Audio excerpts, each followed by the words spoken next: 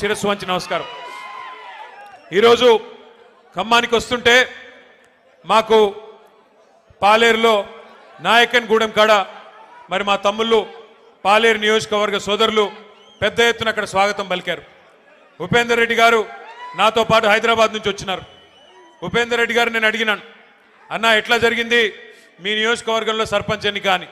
వారు ఒకటే మాట చెప్పారు, కాంగ్రెస్ ఓటమికి రంగం సిద్ధమైంది, తొందరలోనే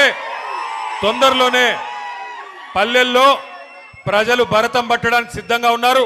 తొందరలో కార్పొరేషన్లో కూడా అదే జరగబోతోంది, మున్సిపాలిటీలో కూడా అదే జరగబోతోంది. తప్పకుండా మళ్ళీ ఈ క్వార్టర్ ఫైనల్స్ లో మంచి ఫలితాలే వచ్చినాయి. సెమీఫైనల్ రాబోతోంది. ఆ తర్వాత ఫైనల్లో మాత్రం తిరిగి ఖచ్చితంగా ఖమ్మం జిల్లాలో ఈసారి 7 నుంచి 8 స్థానాలు గెలుచుకొని మళ్ళీ కేసీఆర్ గారు ముఖ్యమంత్రి కాబోతా ఉన్నారని చెప్పి పెద్దలు ఉపేందర్ రెడ్డి గారు చెప్తా ఉన్నారు. ఇది నా మాటో మీ మాటో కాదు. అక్కడి నుంచి ఇక్కడి దాకా వస్తూ ఉంటే ప్రజల స్పందన, ప్రజల హావభావాలు, వారి మాటలు ఇవన్నీ కూడా వింటా వచ్చినాను. మధ్యలో ఒక దగ్గర కొద్దిసేపు టీ తాగుదామని ఆగినాం. అక్కడ పాలేరు నియోజకవర్గం ఎంటర్ అయిన తర్వాత ఆ టోల్ గేట్కి యువతల కొద్దిసేపు ఆగినాం. ఆగితే 2-3 రైతన్నలు వచ్చారు. వచ్చి వాళ్ళ గోడు చెప్పుకుంటున్నారు పాలేరు వాళ్ళు.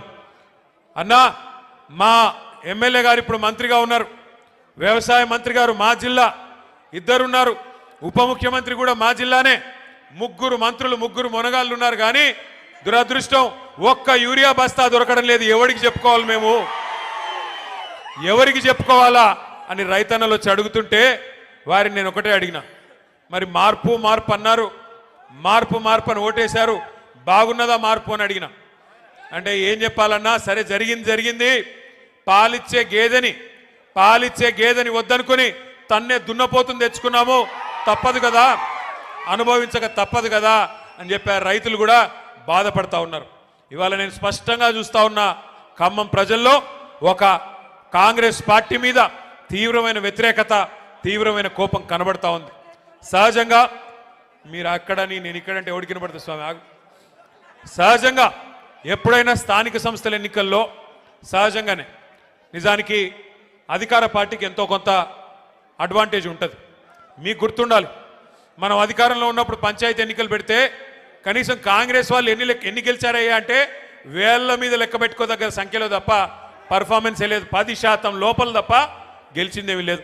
కానీ వాళ్ళ రాష్ట్ర వ్యాప్తంగా, ఒక్క ఖమ్మంలోనో కొత్తగూడెంలోనో కాదు, రాష్ట్ర వ్యాప్తంగా కనుక చూసినట్టయితే 40% సర్పంచులు మన వాళ్ళు గెలిచారంటే ఇది మామూలు విషయం కాదు.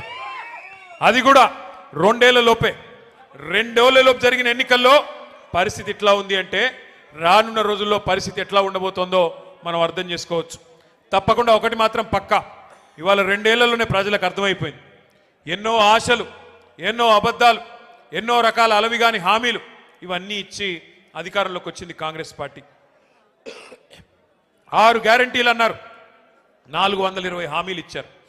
పక్క నియోజకవర్గం మదిర, నాకు ఇంకా గుర్తుంది, ఆ వీడియో కూడా ఇక్కడ వేద్దామంటే స్క్రీన్ లేదు.